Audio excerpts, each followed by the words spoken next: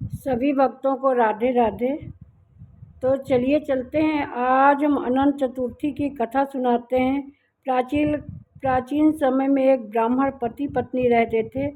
वे बहुत धार्मिक और दयालु थे। उनकी पत्नी का नाम सुशीला था। एक बार ब्राह्मण अपनी पत्नी को लेकर अपनी नदी के किनारे स्नान करने गए।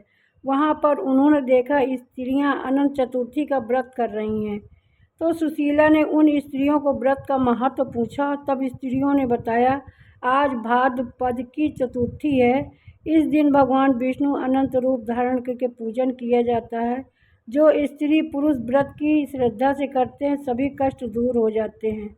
यह सुनकर सुशीला ने भी वहीं पर अनंत व्रत किया और भगवान की पूजा की। अपनी भुजा में अनंत सूत्र, कुमकुम, हल्दी, डोरा और बने पवित्र धागा बांधा।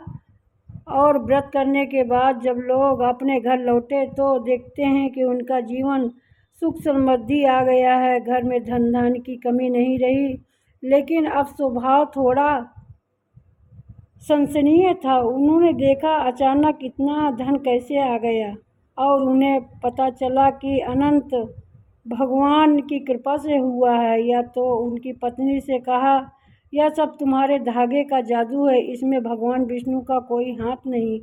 यह कहकर ब्राह्मण वहाँ अनंत सूत्र निकालकर आग में जला दिया। भगवान विष्णु का अपमान होते ही जीवन में दुर्भाग्य आ गया।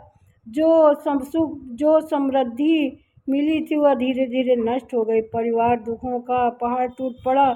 तब तो ब्राह्मण अपनी गलती का एहसास हुआ और तत्पश्चात कहने लगा, तीर्थ यात्रा की जगह से भगवान विष्णु से क्षमा मांगता रहा।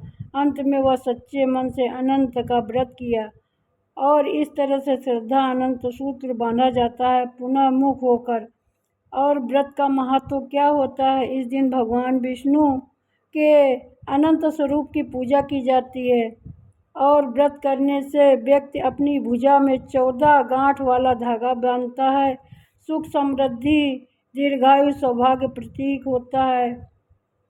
यह व्रत 14 साल तक लगातार करने की परंपरा है। अनंत चतुर्दशी यह सिखाती है कि अटूट विश्वास रखना चाहिए विष्णु जी में और लक्ष्मी जी में। ये तो जीवन के सारे दुख दूर कर देते हैं, शांति बनी रहती है। तो आप लोगों ने अनंत चतुर्थी की कथा तो सुन ली, लेकिन अनंत चतुर्थी के दिन आप लोग एक पीपल का पत्ता एक दिन पहले से तोड़ लीजिए और उसमें राम लिखिए।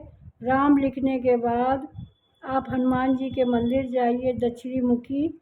फिर वहाँ पर आप भोग चढ़ाइए। भोग चढ़ाने के बाद वहाँ पे, क्योंकि हनुमान जी को रामचंद्र जी बहुत प्यारे थे और वो विष्णु का स्वरूप भी थे, तो इसलिए आपको वहाँ जाना है पूजा की थाली लेकर के।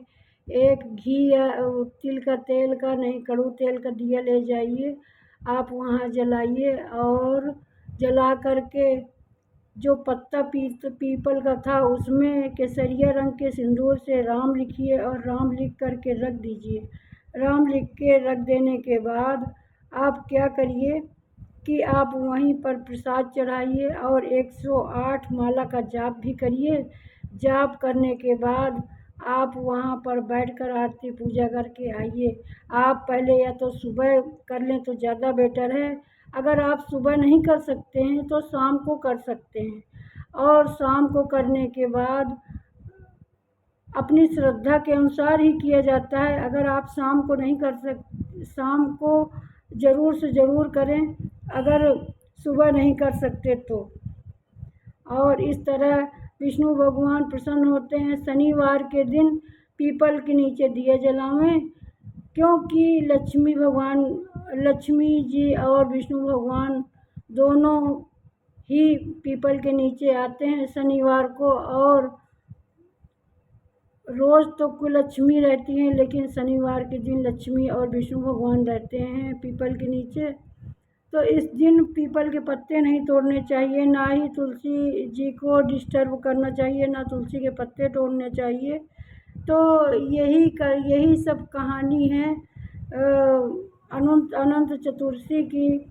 और अनंत चतुर्थी की सभी को बहुत बहुत शुभकामनाएं। तो आइए सभी लोग, अगर मेरा वीडियो पसंद आया हो तो सभी लोग लाइक करें, सब्सक्राइब करें और कमेंट करके बताएं आप लोगों को वीडियो कैसा लगा। धन्यवाद।